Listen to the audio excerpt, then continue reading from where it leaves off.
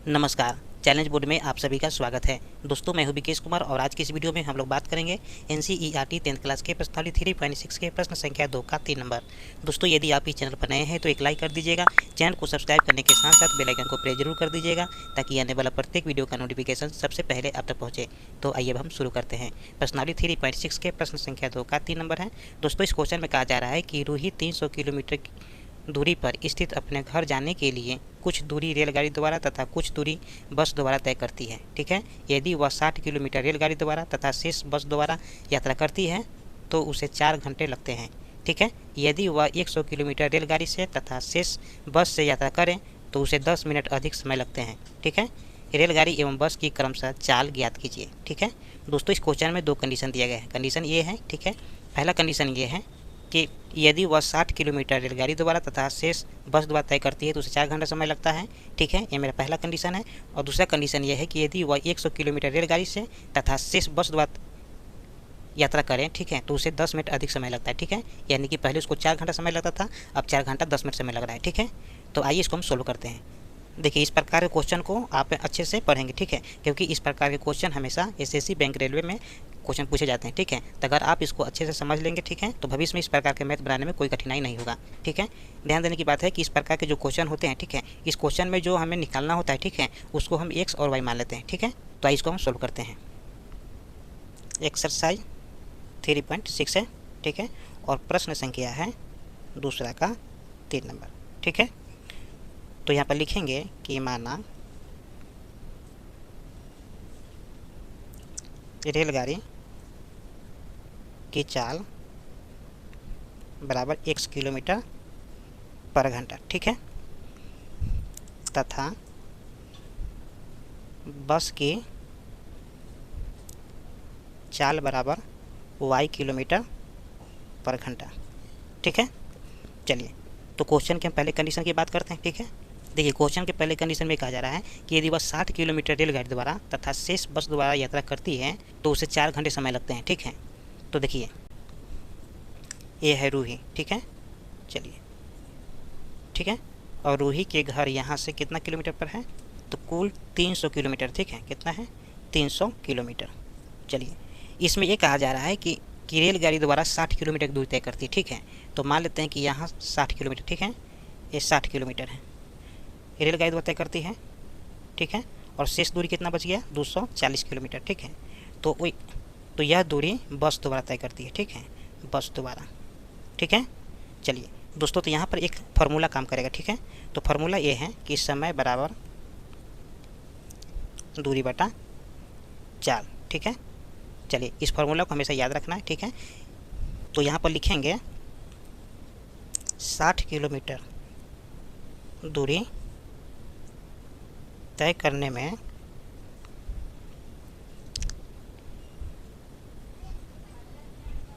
रेलगाड़ी द्वारा लिया गया समय। ठीक है, देखिए, तो यहाँ पर हम इस फॉर्मूला में बैठाएंगे। ठीक है, देखिए, समय बराबर क्या होता है, दूरी बटा चाल। तो दूरी मेरा कितना है, तो दूरी है रेलगाड़ी द्वारा 60 किलोमीटर। ठीक है, तो यहाँ पर लिख देंगे 60 किलोमीटर बटा रेलगाड़ी का चाल कितना है, तो रेलगाड़ी का हमने चाल माना है x। ठीक है, तो यहाँ पर लिख देंगे x।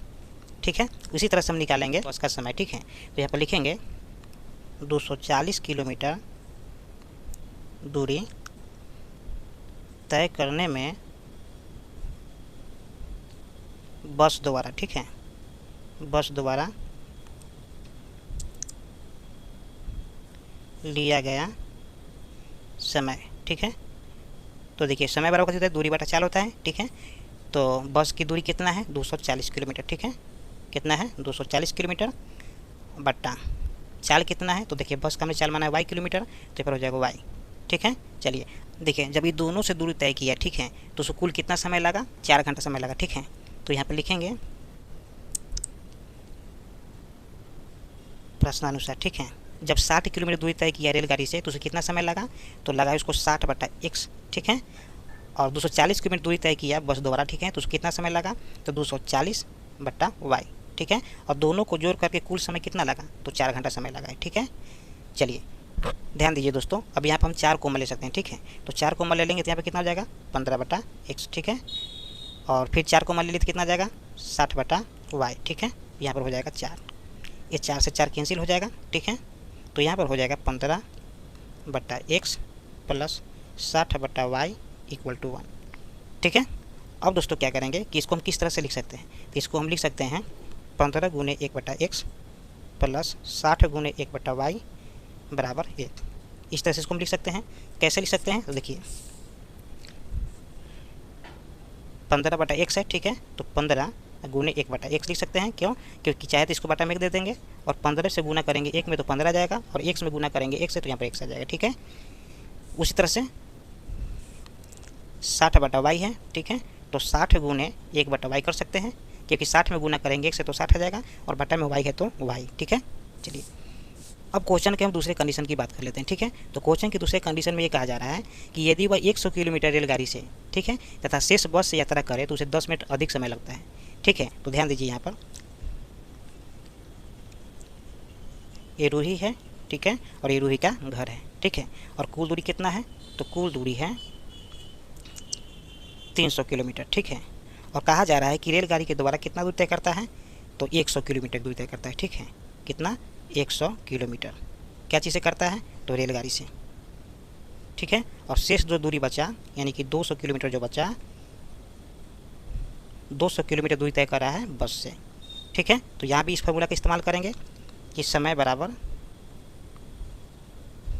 दूरी बटा चाल।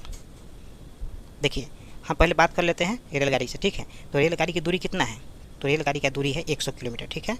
दूरी कितना है, 100 किलोमीटर, ठीक है। और रेलगाड़ी का चाल हमने कितना माना था, तो देखिए रेलगाड़ी का चाल हमने माना था x, ठीक है। अब बात कर लेते हैं बस का, ठीक है। तो बस का कुल दूरी कितना है, तो कुल दूरी है 200, ठीक है। और बस की चाल कितना माना था हमने, तो बस की चाल माना था y, ठीक है। और दोनों को जोड़ करके, ठीक है, उसको कितना समय लगा, 4 घंटा 10 मिनट समय लगा है, ठीक है। तो 4 घंटा 10 मिनट समय कैसे निकालेंगे, देखिए 4 घंटा में उसको 4 घंटा में कितना मिनट हो गया, तो 240 मिनट हो गया, ठीक है। और 10 मिनट अधिक समय लग रहा है तो 10 को जोड़ देंगे, ठीक है। 10 मिनट को जोड़ देंगे तो कुल कितना मिनट हो गया, 250 मिनट, ठीक है। ये 250 मिनट है, ठीक है। इसको हम घंटा में लाना हो तो क्या करेंगे, 60 से भाग कर देंगे, ठीक है। तो 60 से भाग करेंगे तो 0 से 0 कर जाएगा, ठीक है। तो यहाँ बच जाएगा 25/6 घंटा, ठीक है। चलिए इसको इस तरह से भी कर सकते हैं, ठीक है। और दूसरा क्या कर सकते हैं, दूसरा ये कर सकते हैं, पहले हमको 4 घंटा समय लगा था, ठीक है। अब 10 मिनट अधिक समय लग रहा है, ठीक है। तो 10/60 कर देंगे, ठीक है। चलिए 1 0 से 0 कट गया, यानी कितना बचा, 4.1/6, और पूर्णांक को तोड़ेंगे तो 6 चौका 24 1 25, 25/6 आ जाएगा, ठीक है। तो ये दोनों में से आप जो चाहे वो कर सकते हैं, ठीक है। तो आइए इसको हम लिख लेते हैं। तो यहाँ पर लिखेंगे हम पुनः, ठीक है। 100 किलोमीटर दूरी तय करने में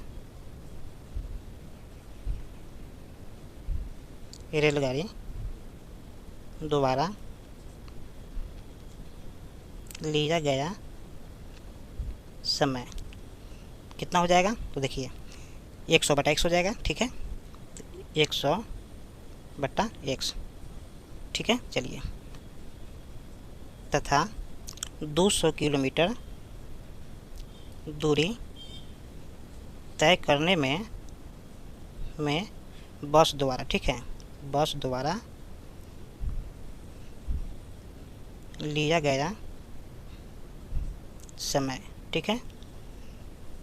तो कितना हो जाएगा, 200/y, ठीक है, 200/y। चलिए अब दोस्तों क्या करेंगे, इसको हम दोनों को जोड़ देंगे, ठीक है। यानी कि 100/x प्लस 200/y, ठीक है।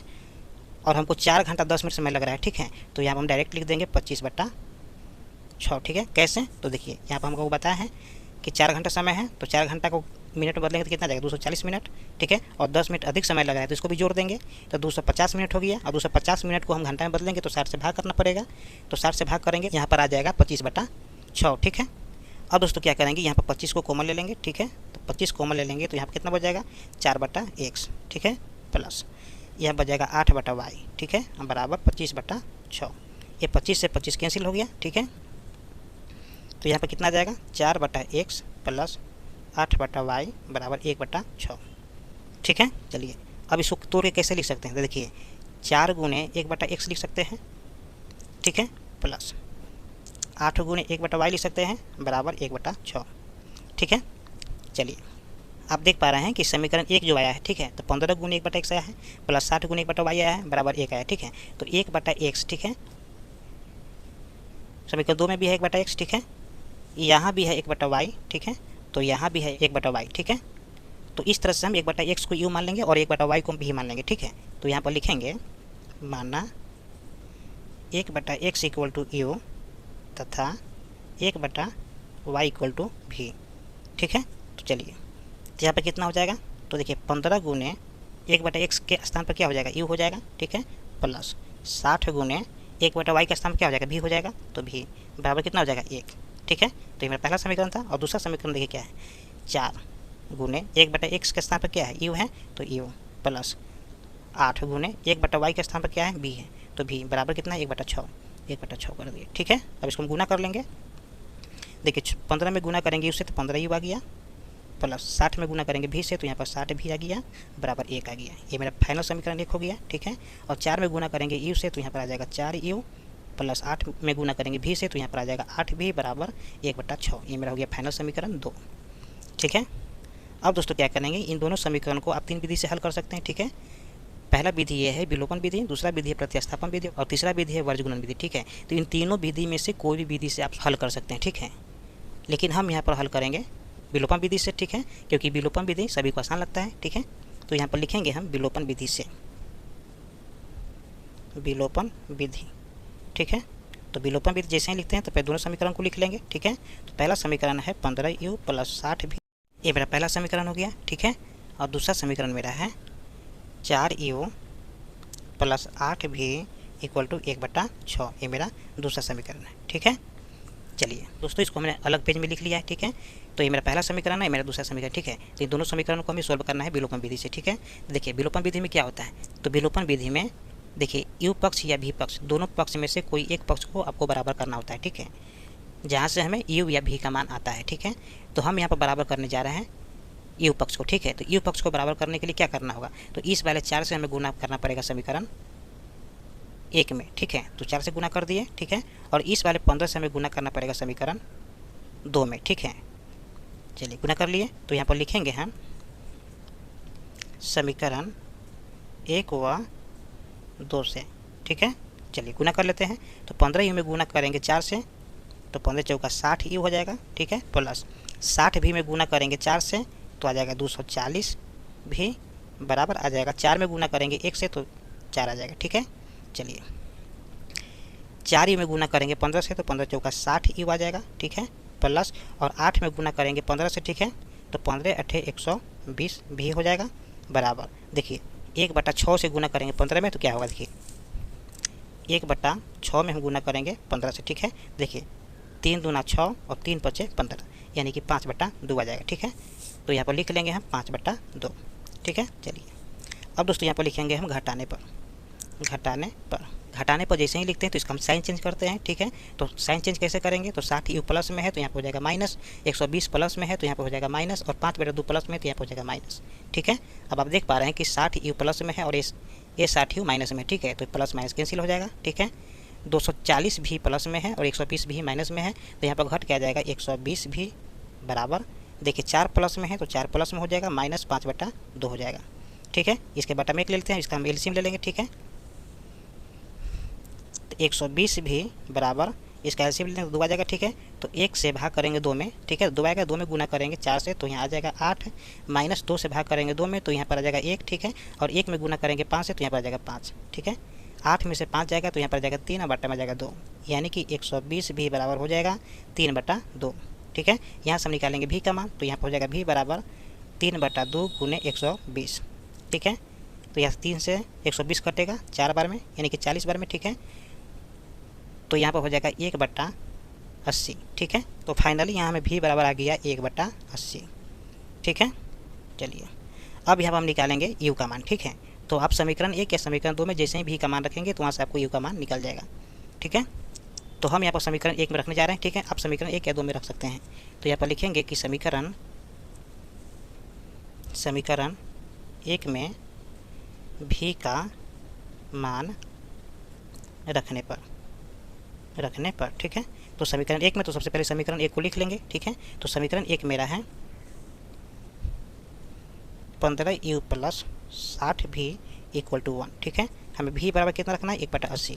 तो यहाँ पर हो जाएगा 15u हो जाएगा, ठीक है, प्लस 60 गुने 1/80, ठीक है, बराबर 1। देखिए 0 से 0 कैंसिल हो जाएगा, 2 तिहाई 6 हो जाएगा, 2 चौका 8 हो जाएगा, ठीक है। यानी कि 15u प्लस 3/4 इक्वल टू 1 हो जाएगा, ठीक है। चलिए फिर अब आ जाएगा 15u बराबर 3/4 प्लस में, तो बराबर की साइड में जाएगा तो माइनस में हो जाएगा, यानी कि 1 माइनस 3/4 हो जाएगा, ठीक है। तो यहाँ पे इसको एलसीएम ले लेंगे, ठीक है, बटा में कर लेते हैं। तो यहाँ पे एलसीएम 4 आ जाएगा, तो 1 से भाग करेंगे 4 में, ठीक है, तो 4 आ जाएगा, ठीक है। और 4 में गुना करेंगे 1 से, तो यहाँ जाएगा 4 माइनस 4 में भाग करेंगे 4 से, तो कितना आ जाएगा 1 आएगा। और 1 में गुना करेंगे 3 से, तो यहाँ पर आ जाएगा 3। फाइनली यहाँ से घट कर आ जाएगा 1/4, ठीक है। चलिए ध्यान दीजिए 15u बराबर 1/4 आया, ठीक है। यहाँ से हम निकालेंगे u का मान, ठीक है। तो u बराबर हो जाएगा 1/4 गुने 15, ठीक है, क्योंकि दोनों का संबंध गुना से है तो बराबर की साइड में आएगा तो भाग हो जाएगा, ठीक है। तो यहाँ से फाइनली हमें u बराबर आ जाएगा 1/60, ठीक है। चलिए अब दोस्तों आप देख पा रहे हैं कि हमें v बराबर 180, ठीक है, और u बराबर 1/60 आ गया, ठीक है। लेकिन हमें निकालना है x और y का मान, ठीक है। तो हम यहाँ पर लिखेंगे, तो हमने माना था 1/x बराबर u, ठीक है। चलिए 1/x तो है ही, बराबर u का मान कितना आया है, तो u का मान आया है 60, ठीक है, 1/60। इसको क्रॉस गुना कर देंगे, यानी कि x में गुना करेंगे 1 से, तो यहाँ जाएगा x, और 60 में गुना करेंगे 1 से, तो यहाँ पर आ जाएगा 60, ठीक है। चलिए दूसरा 1/y बराबर v माना था, ठीक है। तो 1/y बराबर v का मान कितना है, तो देखिए v का मान आया था 1/80, ठीक है। तो इसको क्रॉस गुना कर लेंगे, यानी कि y में गुना करेंगे 1 से, तो यहाँ पर आ जाएगा y, और 80 में गुना करेंगे 1 से, तो यहाँ पर आ जाएगा 80, ठीक है। चलिए अब आप देख पा रहे हैं कि हमें x बराबर 60 और y बराबर हमको आ गया है 80, ठीक है। तो यहाँ पर लिखेंगे अतः रेलगाड़ी की चाल, ठीक है। तो रेलगाड़ी की चाल हमने माना था x किलोमीटर पर घंटा, ठीक है। तो x का मान कितना आया है, तो x का मान आया है 60 किलोमीटर पर घंटा, ठीक है। तथा बस की चाल, ठीक है। तो बस की चाल हमने क्या माना था, y किलोमीटर पर घंटा, ठीक है। तो y का मान कितना आया है, तो y का मान आया है 80 किलोमीटर पर घंटा, ठीक है। चलिए यही मेरा फाइनल आंसर हो गया, ठीक है। दोस्तों यदि इसके पीछे की वीडियो आप नहीं देखे हैं तो प्लेलिस्ट या डिस्क्रिप्शन में जाकर पूरे वीडियो को देख सकते हैं। फिर मिलते हैं एक और नए वीडियो के साथ, तब तक के लिए जय हिंद।